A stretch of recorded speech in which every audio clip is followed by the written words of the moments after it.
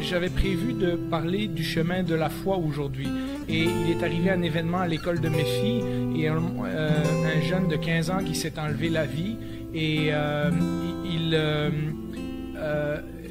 elles m'ont demandé de parler de ça aujourd'hui. Et justement, j'avais des choses que j'avais préparées il y a très longtemps et que je trouvais qui étaient bien appropriées. Et donc, j'ai essayé de remettre un petit peu ça dans le contexte de la série que l'on fait, et je vous demanderai après le culte s'il y en a quelques-uns qui veulent venir me dire, parce que j'ai une suite à cela.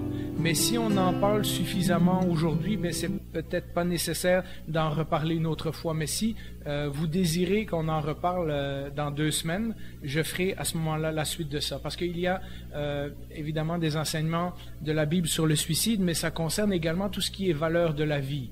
Et nous, en tant que chrétiens, Jésus nous a dit « Je suis le chemin, la vérité et la vie ». Et donc, nous annonçons le message de la vie.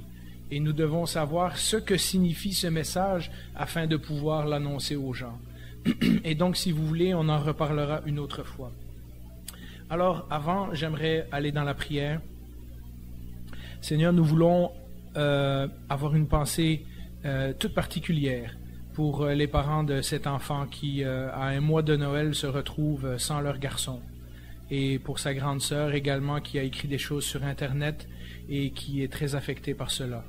Nous ne pouvons plus rien faire pour lui, mais certainement, ensemble et au travers de l'intercession de ton Saint-Esprit, nous pouvons élever nos cœurs vers toi et demander que dans ces circonstances difficiles, tu touches de façon très particulière cette famille qui est éprouvée dans le temps des fêtes. Que également pour l'école où Justine et Maïka vont, et particulièrement la classe et le groupe qui a été le plus affecté, que au travers de leurs témoignages, au travers de leurs prières, au travers de leur attitude et de celle des autres chrétiens qui sont dans cette école, car nous sommes persuadés que tu as des enfants là aussi, que tu puisses faire du bien, toucher, et que cet événement ne soit pas la fin de tout, mais qu'au travers de ces choses, dans ton amour, dans ta souveraineté, tu puisses toucher des gens qui ont besoin d'entendre ton message de réconfort.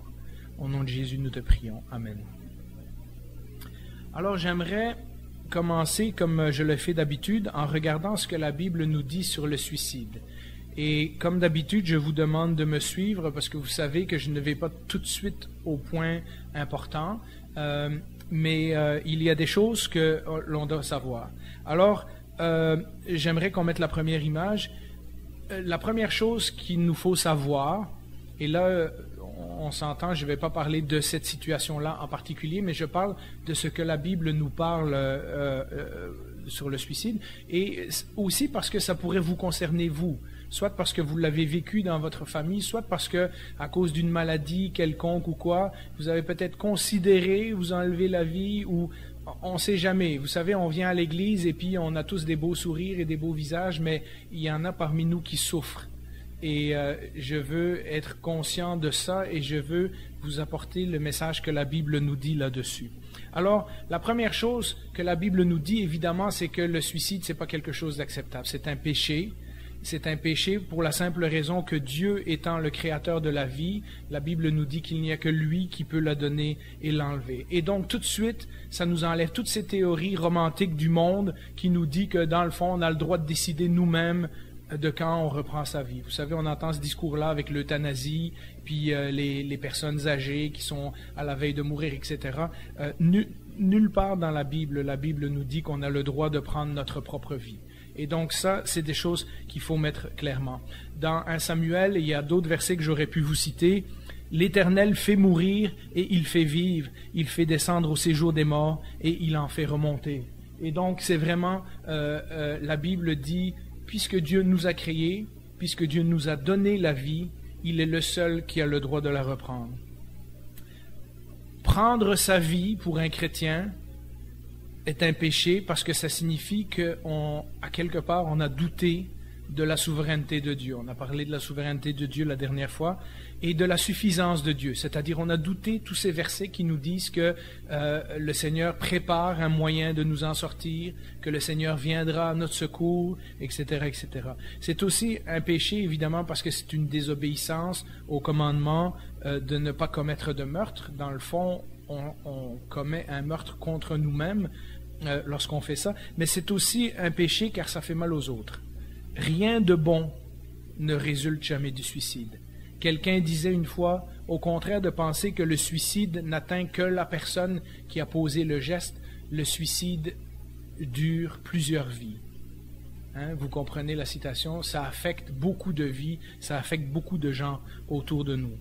La deuxième chose que je veux dire, et ça c'est très très très important, le suicide n'est pas un péché impardonnable. Et on peut mettre l'image suivante.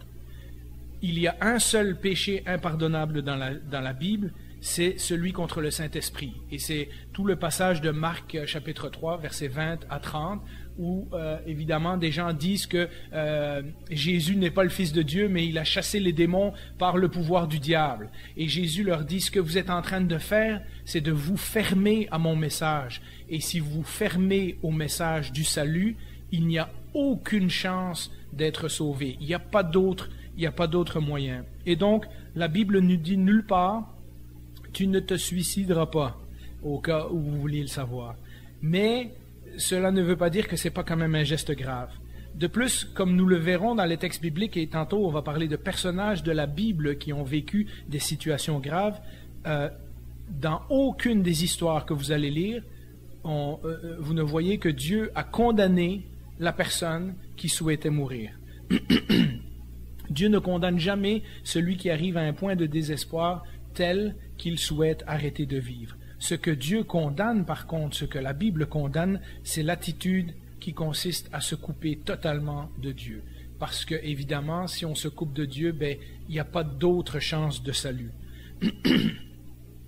La troisième chose qu'il faut dire, c'est que même si le suicide n'est pas un péché impardonnable, c'est un acte grave, parce qu'il n'y a pas de seconde chance. Et on peut mettre le texte suivant. Hébreux 9, 27 nous dit « Il est réservé aux êtres humains de mourir une seule fois, après quoi vient le jugement. » Alors vous comprenez que lorsque quelqu'un pose un tel geste de désespoir, il n'y a pas de purgatoire, il n'y a pas d'autre chance de faire quelque chose avec sa vie ou de prendre une décision spirituelle une fois qu'on est de l'autre côté. Cette idée que le chrétien qui se suicide est perdu, ça vient de l'Antiquité. Au temps de l'Empire romain, lorsque les chrétiens vivaient des persécutions, il y avait des gens qui allaient de plein gré se faire tuer par les Romains, hein, parce qu'ils voulaient mourir comme martyrs. Et il y avait une véritable épidémie dans l'Église dans les années au temps de Saint Augustin, etc. Et c'est Saint Augustin, puis d'autres après lui, qui ont introduit cette doctrine que ben, si tu meurs et que tu n'as pas eu le temps de te repentir de ton suicide, ben là, tu vas pas au ciel. Mais c'est pas comme ça que les choses fonctionnent. David dit dans le psaume 19-12, et on peut le mettre au tableau, « Qui connaît ses égarements ou qui connaît ses péchés? Pardonne-moi ceux que j'ignore. » Ce qui veut dire qu'à aucun moment de notre vie, on peut dire qu'on est capable de mourir sans avoir commis un péché. Hein? On pourrait être en train de conduire dans la rue et sacrer après quelqu'un, puis lui faire des mauvais gestes, etc., puis mourir à ce moment-là. Est-ce que Dieu va pas nous accepter au ciel juste parce qu'on a commis un péché avant de mourir? Vous voyez un peu, c'est pas logique comme attitude. Et d'ailleurs, si Jésus ne pouvait pas pardonner le suicide, alors il n'est pas vraiment le sauveur. Parce que la Bible nous dit clairement que Jésus est mort pour tous les péchés. Et donc, je suis persuadé que même si c'est un acte grave, lorsqu'un croyant, s'il arrive qu'un croyant commette un suicide, ce n'est pas un péché impardonnable, cette personne est quand même assurée de son salut. Mais pour la même raison que le non-croyant qui s'enlève la vie n'a pas d'autre chance, vous comprenez bien que la Bible considère ce geste comme un acte grave, simplement parce que lorsqu'on arrête de vivre, eh bien, on ne peut plus accomplir le plan de Dieu. On ne peut plus accomplir tout ce que Dieu avait prévu d'autre pour notre vie. Il n'y a pas d'autre chance de se rattraper et dire « Seigneur, renvoie-moi sur la terre, finalement j'ai fait une erreur ». Quand on met fin à la vie, Hébreux nous dit il y a pas d'autres étapes après que le jugement devant Dieu. Et donc, vous voyez que toute la question du suicide est plus compliquée que ça en a l'air. De même que nous ne pouvons pas juger un chrétien qui mourrait après s'être suicidé parce que la Bible ne nous dit pas justement que ce péché n'est pas pardonnable, de même, nous devons absolument éviter de juger un non-chrétien. Parce que nous ne savons pas si dans les derniers instants de sa vie, il n'a pas crié son désespoir à Dieu. Et donc, ce n'est pas à nous du tout. Jamais la Bible nous permet de juger de la spiritualité de quelqu'un. Ce n'est pas à nous de juger si cette personne, dans ces derniers instants, a crié à Dieu ou pas. On ne le sait pas. Ça, c'est Dieu qui va s'occuper de cette personne lorsque la personne va se présenter devant lui. Tout ce que nous savons, par contre, et c'est important d'insister justement pendant que les gens sont vivants, puisque après nous ne pouvons plus rien faire pour eux, c'est que nous savons que la mort est un geste irréparable. Il n'y a pas de demi-tour possible. Que ce soit un chrétien ou un non-croyant qui commette ce geste, il n'y a pas de demi-tour possible. On se prive du reste de la vie que Dieu avait prévue pour nous. Autre chose qu'il faut savoir, c'est que la mort est le dernier ennemi. Jamais, la Bible dit que Jésus a vaincu nos péchés, Jésus a vaincu le diable, et puis elle nous dit que la mort est le dernier ennemi qui va être détruit complètement à la fin. Jamais nous ne devons être indifférents face à la mort et particulièrement face au suicide. Quand on écoute les gens et les médias et quand on entend ce que les gens disent sur le suicide, là, les gens vont vous dire j'allais dire des niaiseries, mais bon, des opinions avec lesquelles je ne suis pas d'accord, du genre « Ah, on respecte son choix ». Non, la Bible nous dit que la mort, c'est un ennemi, c'est quelque chose qui n'était pas prévu. C'est l'ennemi qui est venu comme conséquence du péché dans le Jardin d'Éden. Donc, c'est vraiment quelque chose de très, très grave. De dire « Ah, il faut tous mourir un jour, autant choisir nous-mêmes ». C'est aussi un bête argument. Nous n'avons pas le droit de choisir nous-mêmes parce que la mort n'est pas quelque chose avec lequel on joue. La mort est vraiment présentée dans la Bible comme un ennemi. C'est pas une étape comme le Nouvel Âge ou d'autres philosophies nous disent. C'est pas un chemin par lequel on doit tous passer. La mort, c'est dégueulasse. La mort, c'est le contraire du plan de Dieu pour nous. La mort, c'est le pire ennemi de l'être humain. C'est la conséquence du premier péché et c'est ce qui nous sépare de Dieu pour l'éternité si nous ne sommes pas réconciliés avec lui. Des affaires dans le genre, il est parti pour un grand voyage ou il est mieux là où il est, etc. Ça, c'est les opinions de gens qui ne savent pas quoi dire. C'est des gens qui sont perdus, qui se sentent peut-être coupables, qui sont confus, qui essayent de trouver une explication, mais sans le message chrétien qui apporte l'espoir, ils n'ont rien à dire. Et donc, ils disent des choses comme ça, ils parlent de choses qu'ils ne comprennent pas et qu'ils ne savent pas. Paul nous disait, si nous espérons en Christ sur cette terre seulement, c'est-à-dire si quand on meurt, il n'y a rien d'autre, il n'y a pas de résurrection, etc., nous sommes les plus malheureux des hommes. Et donc, il y a quelque chose de très, très, très puissant dans le message chrétien de dire la mort peut être vaincue. On peut choisir un autre chemin que celui de la mort. Le jour où la mort ne nous dérange plus, le jour où on regarde un suicide et ça ne nous dérange pas, c'est que nous avons déjà perdu le respect pour la vie. Parce que les deux choses vont ensemble. Alors, passons rapidement une série d'histoires de la Bible et on ne s'attardera pas sur les mauvais exemples parce que malheureusement, il y a des gens dans la Bible qui se sont suicidés et la Bible nous dit que ces gens-là n'étaient pas en règle avec Dieu. Le premier exemple, évidemment, peut-être vous êtes familier avec ça, c'est Saül. C'est le roi Saül. Nous lisons dans les textes qui sont affichés au tableau qu'après une bataille, Saül a tiré une épée et a préféré se suicider pour éviter d'être capturé par les Philistins. Mais quand nous lisons dans 1 Chronique, chapitre 10, verset 13, ça nous donne clairement la raison de la mort de Saül. C'est qu'il s'agit de l'aboutissement d'une longue déchéance dans sa relation avec Dieu. c'est que désobéissance après désobéissance après désobéissance, Saül est devenu tellement désespéré et s'est coupé de la présence de Dieu qu'à la fin, il n'a pas le choix de mettre fin à sa propre vie parce qu'il ne voit pas pourquoi il pourrait encore vivre.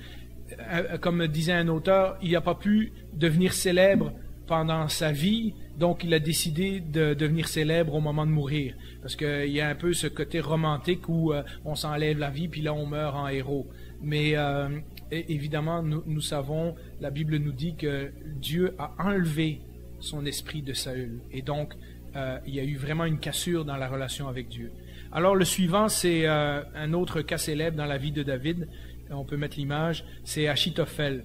Dans ce cas, c'était un conseiller du roi et il s'est senti petit à petit perte de prestige, perte d'honneur, perte de l'estime de soi. Puis c'est le genre de gars où on va voir qui va mettre ses affaires en ordre avant de se suicider, etc. Puis un peu comme on voit dans les films sur l'Empire romain, etc.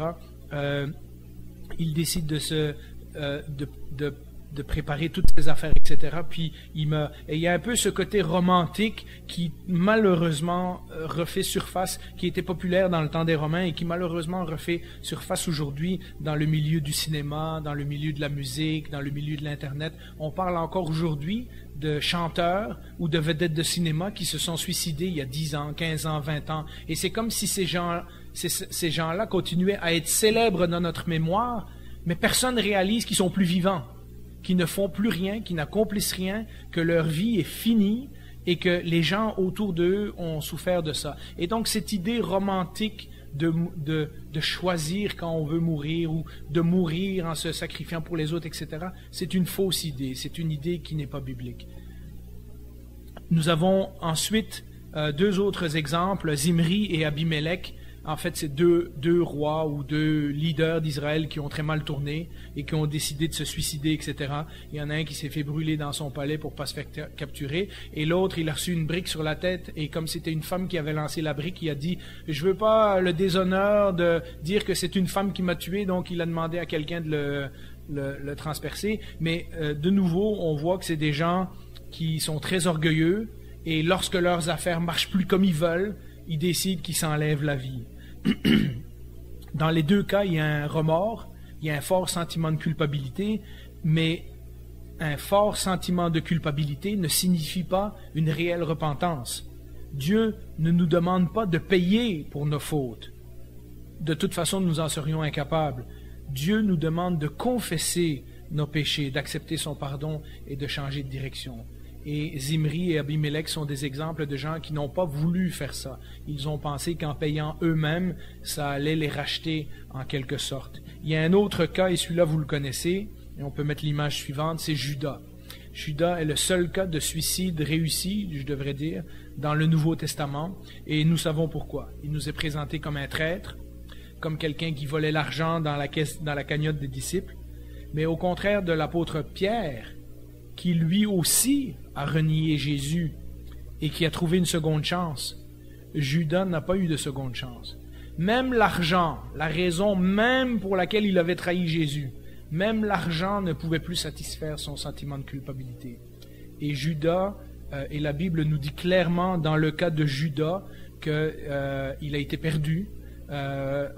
Donc la Bible nous donne un aperçu de ce qu'il y avait dans le cœur de Judas au moment de mourir. Nulle part la Bible nous dit que Judas s'est repenti puis a été sauvé. Au contraire, elle nous dit que Judas a été perdu parce que depuis longtemps, Dieu savait que Judas était destiné à faire ça. Et donc, nous avons des mauvais exemples. Mais si nous regardons ces exemples, nous remarquons qu'en fait, la raison que ces gens se sont enlevés la vie, c'est qu'aucun d'entre eux avait une bonne relation avec Dieu. Aucun d'entre eux arrive à un moment dans sa vie où il dit « Ah, je suis désolé, pardonne-moi Seigneur, etc. » Ce sont tous des gens qui ont décidé de s'enlever la vie plutôt que de devoir rendre des comptes ou reconnaître leurs erreurs. Alors vous me direz, Jean-Philippe, bon là tu nous as parlé de gens pas gentils, pas en relation avec Dieu dans la Bible, mais seriez-vous surpris si je vous disais qu'il y a des grands hommes de Dieu, des grands prophètes dans la Bible qui ont failli s'enlever la vie, qui ont voulu mourir, et c'est vers ça que je veux tourner notre attention maintenant. et vous comprendrez à la fin où je veux en venir avec ça. Le premier, et ça on l'oublie souvent, le premier de ces hommes-là, on peut mettre l'image suivante, c'est Moïse. Moïse, le bonhomme qui nous a donné les 5 premiers livres de la Bible, qui nous a donné les 10 commandements, qui nous raconte toute l'histoire de la Genèse jusqu'au pays promis, lui qui a fait des miracles, qui a fait les plaies d'Égypte, qui a rencontré Dieu dans un buisson ardent, cet homme-là, lui qui a levé son bâton et que la mer s'est séparée en deux, lui qui a prié et la manne est tombée du ciel, lui qui a frappé un rocher et que l'eau est sortie du rocher, ce grand prophète-là, celui que Dieu écoutait, celui qui a parlé à Dieu face à face, celui dont le visage brillait tellement qu'il était obligé de se mettre un voile après qu'il avait parlé à Dieu, parce que les gens ne pouvaient pas le regarder en pleine face. Lui là, ce Moïse-là, à un moment donné, il arrive où il est tellement épuisé qu'il veut s'enlever la vie. Dans cette histoire qu'on ne racontera pas aujourd'hui, et je vous donnerai les textes pour les lire chez vous, il exprime vraiment des sentiments d'injustice, il n'est pas apprécié, son cœur est plein de colère. D'abord, il est en colère contre le peuple, après ça, il est en colère contre Dieu, et finalement, il se met en colère contre lui-même, et Moïse dit « j'ai plus aucune raison de vivre ». Il voit plus le bout du tunnel, il est plus capable de se dire avec un peuple aussi désobéissant, et tellement de problèmes, et tellement de soucis, la mort est préférable à la vie. Et après avoir dirigé donc sa colère contre tout le monde, il décide de la tourner contre lui-même. Et Dieu intervient dans la situation. Et comment Dieu intervient? Et ça, ce sont des indices importants pour que nous sachions comment agir avec les gens qui sont à risque autour de nous. Ben, la première chose, c'est que Dieu a écouté Moïse se plaindre. Il lui a pas dit « arrête ça tout de suite ». Avec tous les miracles que je t'ai fait faire, etc., etc., tu devrais plus me faire confiance, tu devrais savoir que, etc. Non, Dieu accepte d'écouter la plainte de Moïse. Il accepte que Moïse exprime des choses qui sont pas nécessairement vraies, parce que la personne qui est en colère parfois dit les choses d'une façon, mais il ne voit que son point de vue. Il est évident que pour Moïse, dans la situation, les problèmes ont dépassé sa capacité de l'endurer. Et pourtant, la Bible nous dit que c'était l'homme le plus humble de toute la terre. Dans l'hébreu, il y a une expression incroyable. L'humilité en hébreu, ou la patience, c'est comme on prend quelqu'un, on met une grosse pierre, un gros rocher sur son dos, et la personne est capable d'endurer. Et la personne reste là, et elle reste là, et elle reste là, et elle reste là. Et la Bible nous dit que cet homme-là était juste plus capable. Il éprouve un profond désir d'abandonner. Il est épuisé mentalement, et il est urgent que Dieu intervienne pour lui offrir une solution. Et qu'est-ce qui se passe? Ben, Dieu, après l'avoir écouté, réduit son niveau de stress. Dieu ne fait pas de reproches, mais avec sympathie, il va aider Moïse à voir une autre solution. Et il lui dit, regarde, je vais t'envoyer 70 personnes parmi le peuple qui vont venir t'aider dans ta charge. Et à partir de là, Moïse ne travaille plus tout seul, il y a un groupe de 70 qui vont l'aider à porter les problèmes du peuple. Dieu lui offre une autre alternative. Dieu lui offre une solution bien précise en disant, regarde, tu es brûlé, tu es surchargé, tu n'es plus capable, je vais te donner des gens pour t'aider. Il rappelle à Moïse dans cette histoire qu'il ne l'a pas abandonné et que son esprit est toujours en lui, parce que Moïse, à un moment donné, se demande, même si l'esprit de Dieu, c'est-à-dire tout ce qui faisait sa force et sa puissance, est encore avec lui, et Dieu lui dira, je t'ai pas abandonné, mais là je vais te donner des gens pour t'aider. Dans sa dépression, la vision de Moïse a été déformée. Il perçoit la réalité comme sans solution. Son image de soi est ébranlée, mais son image de Dieu aussi. Tout à coup, il ne voit plus Dieu comme il est habitué à le voir. Et il ne voit que les problèmes, l'impuissance et ces choses-là. Il est centré sur lui-même, il est centré sur sa propre douleur, il se sent totalement impuissant face à la situation et Dieu lui propose une solution pratique. C'est-à-dire que Dieu ne lui fait pas un discours, un sermon, Dieu ne lui prêche pas, il lui dit « Regarde, je comprends, je vais te donner de l'aide. » Il ne s'agit pas d'une solution toute faite. Moïse a dû aller dans le peuple et choisir les 70. Donc, il a dû participer à la solution que le Seigneur lui a donnée. Mais nous remarquons que quand le stress de Moïse disparaît, la vision de Moïse, de Dieu, revient normale. Et donc déjà là, nous avons un indice. Alors un autre grand prophète qui a lutté avec le suicide, c'est le prophète Élie. Et de nouveau, on penserait qu'après le coup d'éclat qu'il vient d'accomplir, vous savez l'histoire où l'éclair tombe du ciel et consume le sacrifice et où tout le peuple voit que c'est le Dieu d'Élie qui est le vrai Dieu, où il fait massacrer 800 faux prophètes de Baal, on se dirait, là, le peuple va le suivre, le roi va se repentir, la reine va se convertir. Mais non, elle dit, il a tué mes 800 prophètes. Maintenant, c'est moi qui va le tuer, lui. Et elle envoie des hommes à sa poursuite. Et Élie s'écroule. Il est désespéré. Après le coup d'éclat, après le miracle que le peuple a vu, il s'attendait à ce que tous les gens comprennent que Dieu est le seul vrai Dieu. Et la reine refuse de se repentir. Et elle dit, avant la fin de la journée, il sera mort. Et Élie s'enfuit, et il s'enfuit au désert. On dirait au début, il s'enfuit pour préserver sa vie, c'est peut-être un peu normal. Mais à partir du moment où il dit à son serviteur, reste ici, puis que lui, il s'enfonce dans un endroit de plus en plus déserté, qu'on commence à se douter qu'il y a quelque chose qui ne va pas. Et après plusieurs jours, Élie s'est enfoncé dans le désert. Il est épuisé physiquement, épuisé mentalement, et il demande à Dieu de mourir. Il y a ici un bon indice de nouveau de ce que les gens qui luttent avec le suicide ressentent. C'est-à-dire que d'un côté, Élie s'enfuit pour sauver sa vie, et de l'autre côté, quand il arrive au bout de ses solutions, il veut perdre la vie. Et donc, c'est la même chose. Les gens qui commettent ce geste sont ambivalents. Ils n'ont pas décidé un jour de mourir puis que voilà, il n'y a aucune autre solution. Ils veulent vivre, mais ils ne voient pas d'autre solution et ils sont comme un peu coincés. Et nous voyons donc que la Bible nous montre des exemples de cela.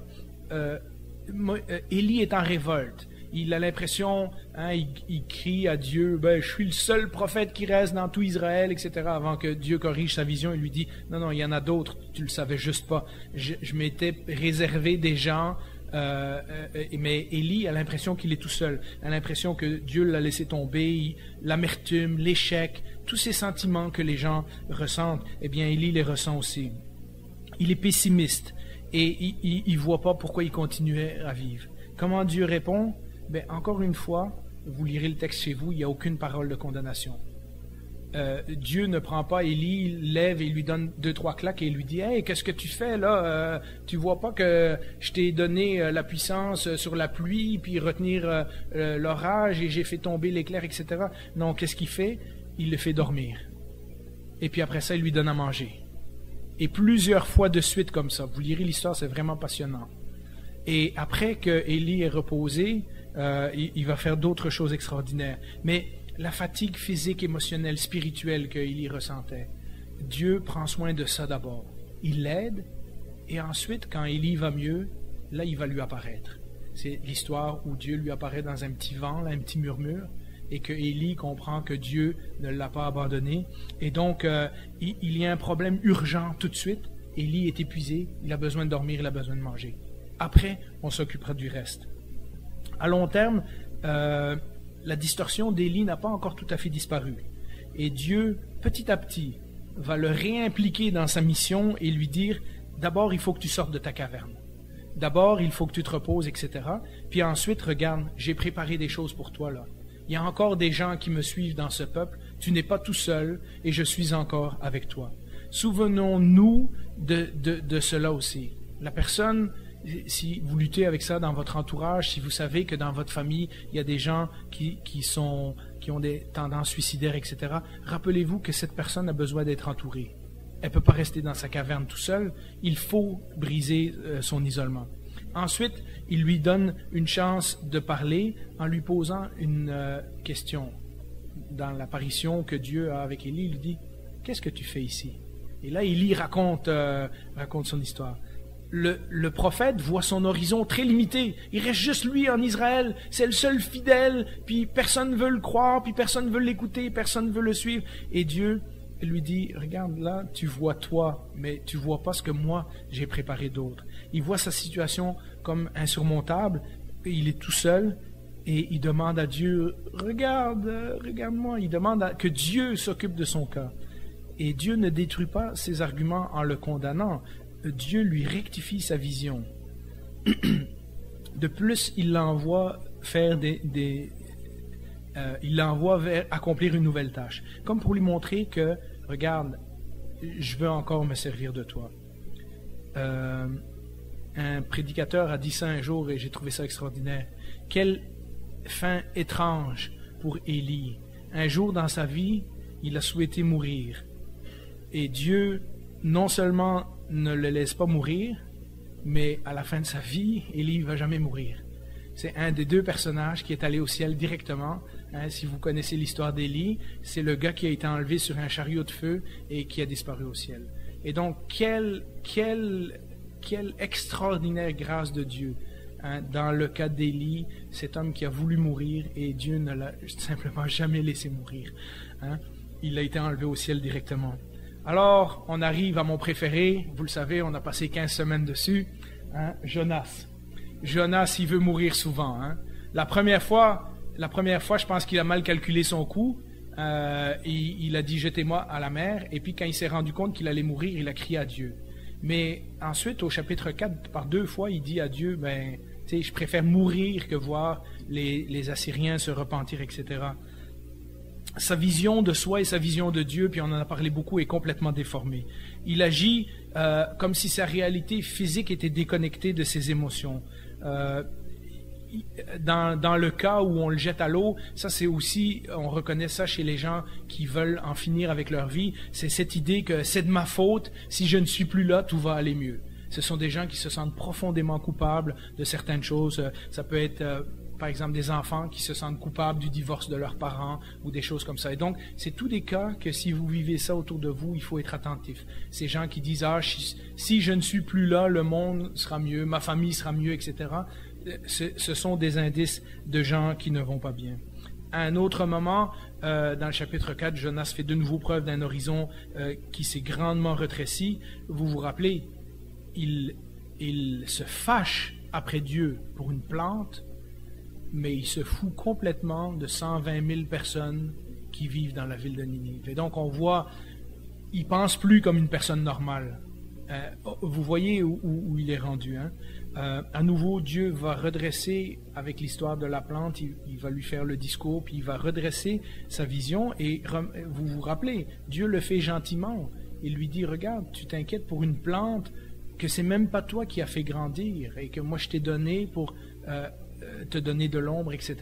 Et moi, je m'inquiéterai pas de Ninive. Et donc Dieu, de nouveau, au lieu d'y donner des claques et de le secouer, Dieu lui dit, regarde, tu vois pas les choses comme tu devrais les voir, et Dieu rectifie sa vision. Vous savez, la fin de l'histoire, Ninive a été sauvée, elle a eu 100 années, peut-être 125 ans de répit, et 3000 ans plus tard, Jésus, nous on lit encore son histoire, et 1000 ans plus tard, Jésus disait, l'histoire de Jonas, là, c'est un signe de ma mort et de ma résurrection. Et donc Dieu utilise encore son prophète, même après sa mort, pour dire, regarde, finalement, ce gars qui voulait mourir 3 fois, il a servi à quelque chose. Dieu avait un plan pour lui, Dieu avait un message qu'il voulait nous livrer au travers de Jonas. Et alors, je pense que l'autre que vous connaissez, c'est Job. C'est une histoire ancienne. C'est long à lire. Il y a une 40aine de chapitres, 42 chapitres. Mais voilà l'idée principale. Job a tout perdu. Et donc, évidemment, il fait comme tous les autres dont on a parlé, son horizon se rétrécit. Il ne voit plus rien. Il ne voit plus aucune solution que sa douleur. Et qu'est-ce qui se passe? Eh bien, nous savons dès le début de l'histoire que c'est Satan qui a provoqué cette situation. Mais Job, lui, ne le sait pas. Et qu'est-ce qui se passe? Eh bien, Dieu, pendant 39 chapitres, va écouter Job se plaindre et Job déverser sa colère, parler de ses sentiments d'impuissance, essayer de se justifier devant Dieu, etc. Face à un homme accablé, un homme qui a tout perdu, Dieu lui permet d'exprimer ses sentiments. Et le livre de Job est un livre extrêmement important dans la Bible pour cette raison-là.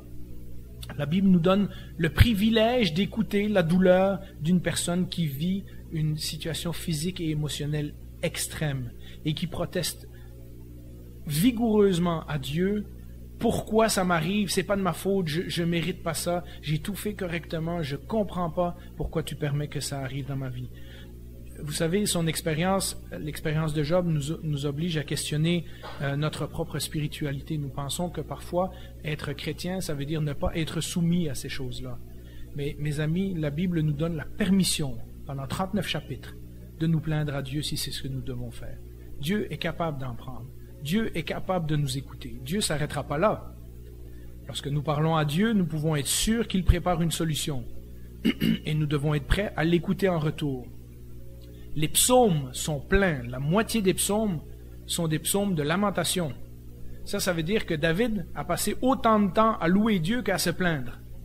Mais ce que nous constatons dans les psaumes, c'est que David a toujours cette lueur d'espoir où le psaume de lamentation finit avec une louange, en disant « Ça, c'est ce que je sens, ça, c'est ce que je vis, ça, c'est comment je vois la situation, mais je vais continuer à louer Dieu. » Et nous savons que fois après fois après fois après fois, David a été délivré de ses problèmes.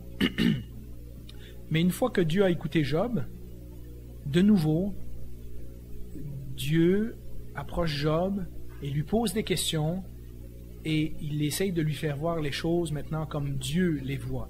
Et c'est ce que nous voyons dans les 2 derniers chapitres de Job, où tout à coup Job se rend compte que sa vision c'était comme ça, et Dieu lui montre que lui, il voit les choses comme ça, et tout à coup, c'est quoi la conclusion de Job? J'avais entendu parler de toi, mais maintenant je t'ai vu. J'ai vu quel genre de Dieu tu es. Et ça suffit à consoler Job. Ça ne règle pas tous ses problèmes. Nous lisons à la fin du livre que Dieu lui a redonné tout ce qu'il avait perdu, etc. Mais ça n'a pas réglé toute la douleur et toute la souffrance qu'il a vécue. Mais sa vision a changé. Et nous avons un dernier exemple dans le Nouveau Testament, c'est le geôlier de Philippe. Vous vous rappelez quand les apôtres sont en prison, il y a un tremblement de terre, les portes s'ouvrent, et le garde romain veut se tuer parce qu'évidemment, s'il a laissé échapper des prisonniers, il est coupable, il sait bien qu'il va se faire tuer de toute façon. Et les prisonniers sont restés sur place. Et Paul l'arrête et lui dit non, on est encore là, ne fais pas ce geste irréparable. Non seulement on voit que l'apôtre Paul avait un respect très fort pour la vie humaine, mais bien plus encore, en lui présentant l'Évangile, en lui présentant ce Jésus pour la raison pour laquelle Paul est en prison, c'est la vie qu'il affirme. Il lui dit si tu te repens aujourd'hui, tu seras sauvé. Et il n'est pas en train de lui dire vas-y, tue-toi, puis si tu te repens, tu auras une vie éternelle, etc. Il lui dit non, tout de suite, tu as la chance de commencer une nouvelle vie. Et vous lirez cette histoire dans Actes chapitre 16. Une vie qui représente la victoire sur la mort. Vous vous rappelez, Romains 6, 23 nous dit que la conséquence du péché, c'est la mort. Et l'apôtre Paul, constamment, va renverser cette conséquence en disant maintenant en Christ nous avons la vie. Et donc si vous voyez où je veux en venir, puisque évidemment nous voulons marcher sur le chemin de Jésus, et donc nous devons savoir en quoi consiste ce chemin et ce que Jésus alors veut que nous fassions face à cette attitude du suicide. J'aimerais vous amener à la conclusion. Le suicide n'arrive pas subitement. C'est pas quelque chose qu'une personne se lève un jour et décide qu'ils vont s'enlever la vie. C'est un processus. Ça prend longtemps et souvent c'est ambivalent. Une fois ils veulent vivre, une fois ils veulent mourir. C'est une crise qui dure, c'est un événement difficile, c'est des choses qui durent depuis longtemps. C'est une colère peut-être qu'on a retournée contre soi parce qu'on ne sait pas toujours comment l'exprimer aux autres, etc. La personne cherche une solution à ce qui le fait souffrir et solution après solution après solution qui ne marche pas, elle finit par se décourager et son horizon se rétrécit. À ce moment-là, quand la personne ne voit plus aucune solution, elle décide, regarde, il me reste une, c'est d'arrêter de souffrir en m'enlevant la vie. Et c'est le processus que les gens vont suivre. Il y a des signes avant-coureurs. Nous avons lu dans l'histoire d'Achitophel, entre autres, qu'il met ses affaires en ordre. Souvent, quand quelqu'un va vous donner ses objets les plus précieux, en disant des drôles de phrases du genre « j'en aurai plus besoin » ou ces choses-là, ça c'est des signaux d'alarme. Vous devez faire attention à ça. Ou le monde serait une meilleure place si j'étais plus là, ou ma famille serait plus heureuse si j'existais plus, etc. Ça c'est des signaux d'alarme. Hein? Et donc, en étant attentif aux gens, on peut détecter ces choses-là. La personne va faire un plan, et puis il suffit d'un événement déclencheur, peut-être la goutte qui fait déborder le vase, et à ce moment-là, elle a déjà son plan dans sa tête et elle va passer à l'acte.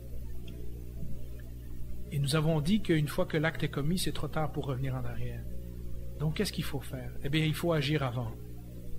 Il faut être conscient d'un certain nombre de choses. Et c'est ce que j'aimerais vous amener en conclusion ici. La première chose consiste à briser l'isolement. Si vous vous rendez compte qu'une personne dans votre entourage, ou même si vous-même êtes confronté avec des idées suicidaires, etc., restez pas tout seul. La pire chose que vous pouvez faire, c'est de vous isoler. La Bible et la psychologie actuelle nous montrent vraiment qu'il y a un rétrécissement de la vision. Et donc, les gens ne pensent plus correctement. Les gens ne sont plus capables de voir les différents choix, les différentes options, etc.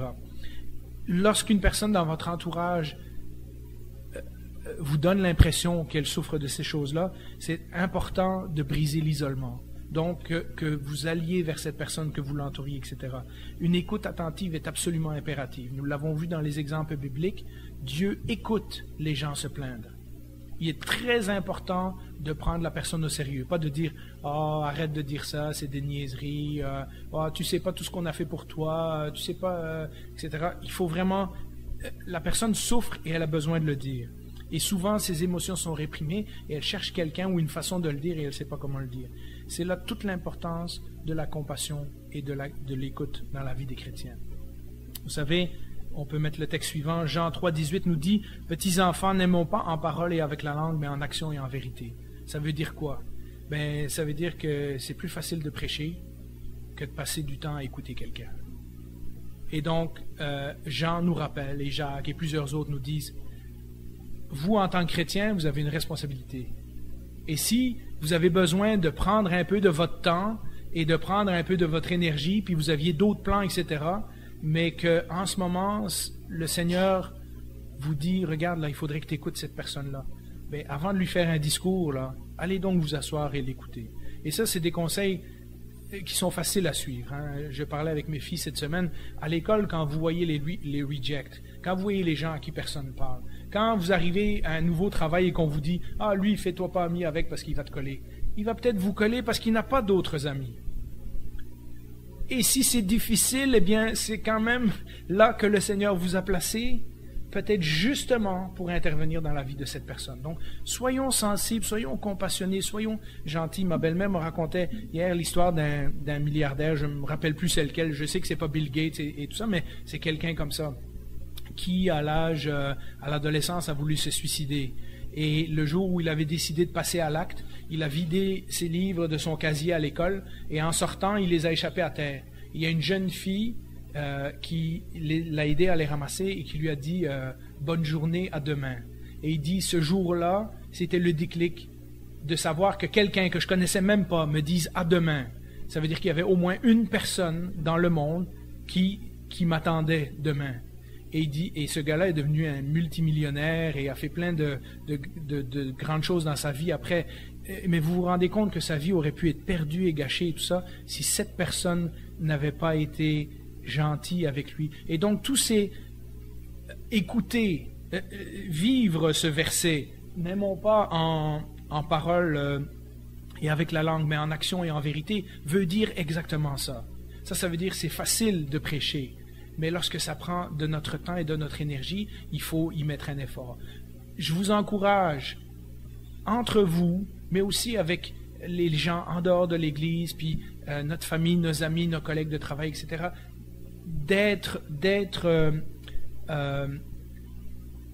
d'être conscient qu'il y a des gens qui nous entourent, qui souffrent. Vous avez eu quelques exemples de la Bible qui vous donnent des indices, des signes avant-coureurs, des gens qui vivent des difficultés, qui le cachent peut-être, mais en étant attentif, vous pouvez détecter ces choses-là. Ça ne veut pas dire que vous sauverez tout le monde. Ça, c'est le travail de Dieu. Mais on doit quand même vivre l'Évangile de façon pratique et pas simplement de façon intellectuelle. La deuxième chose, lorsque vous vous rendez compte que quelqu'un souffre, la deuxième chose, et nous l'avons vu dans la façon dont Dieu agit avec les gens, il faut réduire la souffrance rapidement. Aide, repos, Si c'est une personne qui est débordée, on va lui donner un coup de main, etc. Si c'est une personne qui veut plus vivre parce qu'elle est en chaise roulante à 80 ans, puis elle trouve personne pour la conduire à l'hôpital, puis elle a du mal à se faire à manger, etc., etc. Il y en a des exemples tout autour de nous. Il suffit d'avoir les yeux puis le cœur ouvert.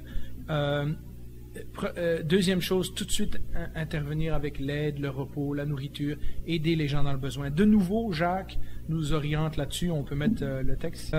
Si un frère ou une sœur sont nus et manquent de la nourriture de chaque jour, c'est-à-dire s'ils ont un besoin vital et que l'un de vous dise « Ah, sois béni, mets-toi au chaud, je vais prier pour toi, on va se revoir la semaine prochaine. » Sans pouvoir leurs besoins physiques, à quoi cela sert-il? De nouveau, l'Évangile en action. Jacques est très très fort là-dessus. Ça nous rentre dedans lorsqu'on lit l'épître de Jacques, parce que Jacques nous dit, regarde, t'as beau dire que t'as la foi, si ta foi se traduit pas par des gestes et des actions, ta foi est inutile. Et donc, de là, l'importance d'aider ou de participer activement lorsqu'on a le moyen d'aider. Si vous savez que quelqu'un veut s'enlever la vie parce qu'il manque de l'argent pour payer son loyer, là, peut-être la chose à faire, c'est de lui prêter de l'argent. Avant même d'essayer de lui prêcher puis de la sortir de son trouble, là, il y a une situation urgente et il faut intervenir. Et le Seigneur n'a jamais dit que ça ne nous coûterait rien. Et donc, c'est des choses auxquelles nous devons réfléchir. Nous marchons sur le chemin de Jésus. Nous apprenons à marcher sur le chemin de Jésus. Et Jésus a dit, comme ils ont traité le Maître, de la même façon ils vont traiter les disciples. Et si ça a coûté de quoi à Jésus, ça va nous coûter à nous aussi. La troisième chose, j'aurais peut-être dû le mettre à l'envers, mais le prochain point, c'est qu'il faut proposer des alternatives et redonner espoir avec conviction. On l'a vu dans plusieurs des histoires. Dieu dit pas à la personne, ah oui, je te comprends, oui, c'est vrai, la vie est dure, ah oui, t'es malheureux. À un moment donné, vient le temps de parler. À un moment donné, lorsqu'on a écouté et aidé la personne, vient le temps de lui dire, tu sais, moi, ce que je crois, moi où je vais à l'église, moi, quand je lis les histoires de la Bible, savais-tu que dans la Bible, il y a des gens qui ont vécu la même façon que toi, etc., etc. Et puis, amener ces histoires qu'on a vues aujourd'hui et leur dire, tu sais, la Bible, c'est pas une religion, c'est pas une affaire spirituelle, inaccessible ou quoi. C'est réel, c'est des vrais gens qui ont vécu des vraies affaires. Puis viens, on va lire quelques histoires ensemble. Enfin, il y a différentes façons de le faire, mais comment, posons-nous la question, comment redonner espoir aux gens si on ne sait pas quoi dire? Si nous ne sommes pas convaincus que ces gens aussi ont de l'importance aux yeux de Dieu et que Dieu a prévu de bonnes choses pour eux. Et donc, cela m'amène au point de dire, et c'est la raison pourquoi nous sommes ici un dimanche matin à étudier ces histoires de la Bible, il est important de connaître ce que la Bible dit à son sujet. Alors, on commence pas avec le verset qui dit que le suicide c'est un péché, puis on commence pas non plus à dire aux gens « Ah, Dieu t'aime, etc. » Ça, c'est une des pires choses à faire parce que là, on est en train de justifier la personne, de dire « Ah, ben si je meurs, je vais quand même au ciel. » Tous les psychologues vous diront qu'il faut jamais dire « Ah, Dieu va te pardonner, quoi que tu décides. » C'est pas les choses à faire. Mais il faut savoir ce que la Bible dit. Il faut le savoir pour nous, parce que si on a le respect de la vie humaine, il faut qu'on sache que ça vient de Dieu et que Dieu nous a dit « Oui, chaque vie humaine est importante et j'ai quelque chose en prévision pour cette vie-là. » Il y a un verset qui nous dit que Dieu nous a sauvés pour des bonnes œuvres qu'il a préparées d'avance pour nous.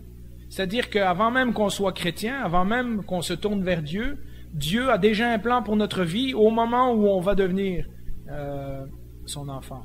Et donc, on peut savoir des versets comme ça, puis peut-être dire, tu sais, voilà ce que je crois, puis voilà, il y a de l'espoir, etc. Quelqu'un m'a dit, qui travaillait avec des jeunes de la rue, m'a dit il y a très longtemps, et j'ai jamais oublié ça.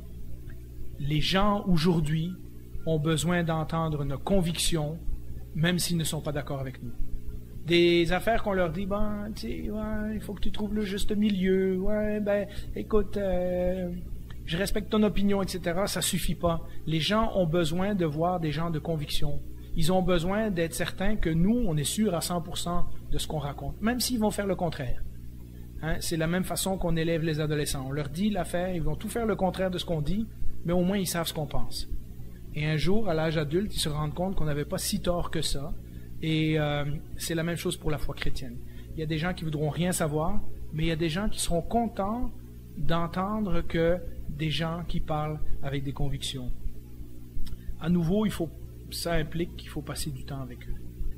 Et donc, ne perdez pas espoir, le Seigneur nous a mis là pour une mission. Il nous a mis où nous sommes pour une raison bien précise.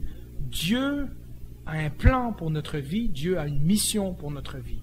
Et lorsque nous allons dans le monde en sachant cela, ça change notre perspective. On ne voit plus les gens autour de nous comme des obstacles, comme de la gêne, de la honte, de « Ah, il ne faut pas que je dise que je suis chrétien, etc. » On dit « Regarde, moi j'en parle, puis il y a des gens autour de moi que Dieu a déjà préparés, chez qui ce que je dis va avoir une influence. » Parce qu'évidemment, ce n'est pas notre parole, c'est la parole de Dieu, c'est Jésus qui vit au travers de nous. À long terme, ça c'est la dernière solution, la mobilisation du réseau. Lorsque c'est possible et que vous avez un cas comme ça, il ne faut pas travailler tout seul. Les amis, la famille, les gens doivent être impliqués et c'est obligatoire pour éviter les rechutes à long terme parce que plus on est à être attentif, plus on va s'occuper de cette personne. Mais de là, de nouveau, vient l'importance de quelque chose comme l'Église. C'est le rôle de l'Église de servir de communauté, de famille, d'amis, à tous ceux qui n'en ont pas. Parce que malheureusement, dans le monde, des gens qui vont être poussés vers le suicide parce qu'ils n'ont plus rien. Ils n'ont plus de famille, ils n'ont plus d'amis, ils n'ont plus de communauté. Et nous, en tant que chrétiens, nous sommes appelés à remplir ce rôle-là. Nous nous appelons des frères et sœurs pas pour rien. Nous ne sommes pas des amis, nous ne sommes pas des chums, nous sommes plus que cela, des frères et sœurs. Oui, des frères et sœurs, ça se tape aussi des fois sur les nerfs, mais les frères et sœurs, ça a un lien qui est incassable. Et le Seigneur a établi l'Église pour cela aussi.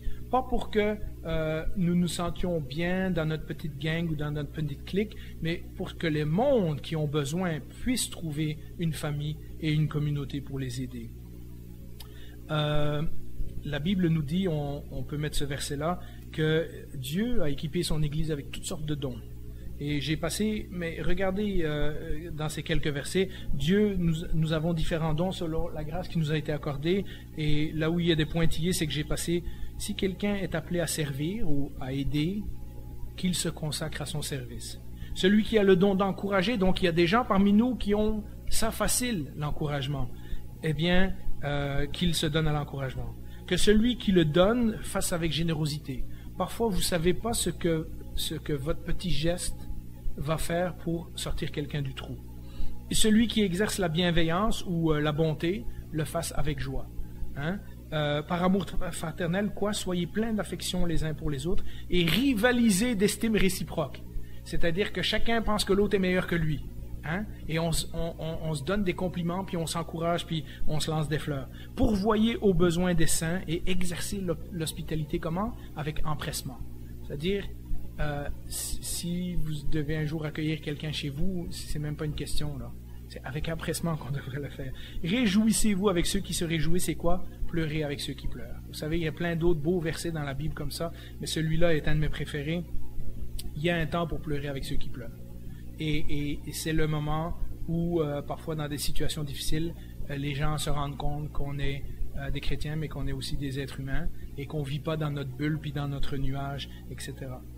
En conclusion, on peut mettre la dernière image, comme quelqu'un l'a dit, c'est en marchant sur le chemin de Jésus, donc tout ce que nous avons discuté aujourd'hui, ce que le monde propose, ou ce que le diable propose comme solution, s'enlever la vie, puis trouver que c'est un choix bien acceptable pour la société, etc. Et ce que la Bible nous dit de l'autre côté.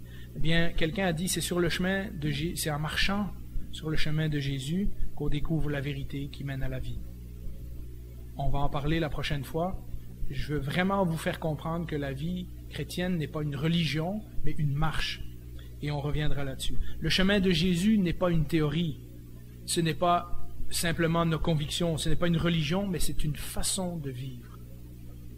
Et quand nous regardons comment Dieu a agi avec les gens qui étaient au désespoir et qui voulaient mourir dans la Bible, ce que nous apprenons, c'est que le chemin de Jésus inclut le non-jugement, ce qu'on pourrait appeler la grâce, l'écoute, la compassion, l'aide, toutes les choses desquelles on a parlé. Vous me direz, Jean-Philippe, la tâche est lourde, et j'ai entendu une conclusion extraordinaire, et je pense que je vais la dire maintenant dans tous mes messages. Un pasteur hier, un de mes pasteurs préférés, qui a dit ceci. Sommes-nous pleins de compassion? Non. Mais il y a quelqu'un qui vit au-dedans de nous qui l'est. Sommes-nous pleins d'écoute? Non. Mais il y a quelqu'un qui vit au-dedans de nous qui l'est. Sommes-nous pleins de grâce? Non, certainement pas. Mais il y a quelqu'un qui vit au-dedans de nous qui l'est.